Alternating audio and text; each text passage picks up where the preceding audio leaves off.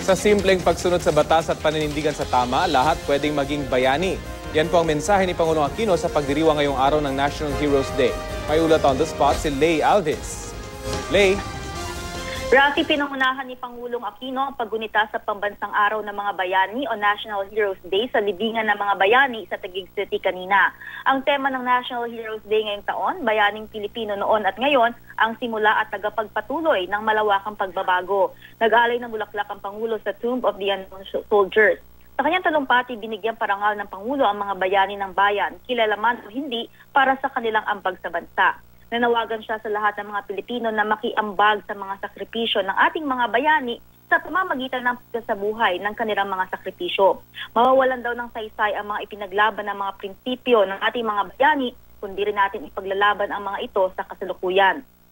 Ang lahat daw ay maaaring mga bayani sa pamamagitan ng simpleng pagsunod sa batas at paninindigan para sa tama. Kapag may karahasan, kamalian o di makatwirang nakikita sa lipunan, sa halip na manahimik, sana raw ay magpakita ng paninindigan.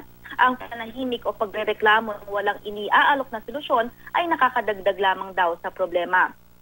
Di rin nakalimutan ng Pangulo na alalahanin ang kanyang mga magulang sina Ninoy at Cory Aquino na itinuturing ding mga bayani ng demokrasya sa bansa.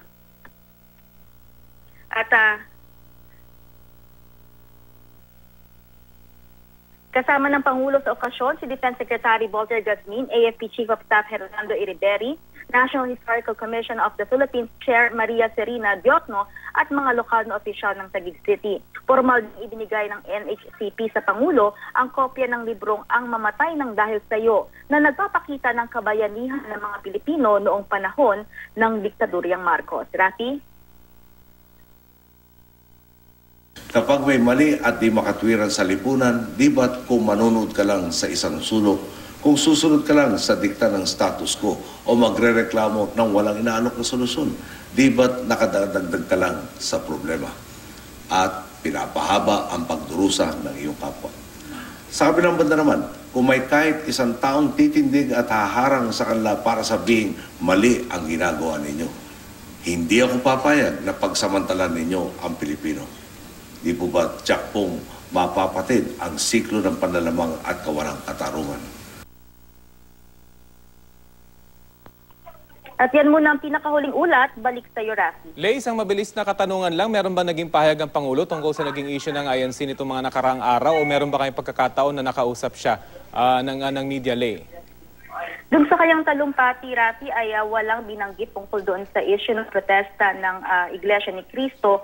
Ngunit ngayon lamang ay may ipinalabas na statement si Presidential Spokesperson Edwin Lacerda. Hindi pa tayo nagkakaroon ng pagkakataon na mabasa ito dahil kakapasok lamang habang tayo'y nagre-report. Pero ibabalita natin yan maya-maya lamang. Okay, maraming salamat sa iyo, Lay Alves.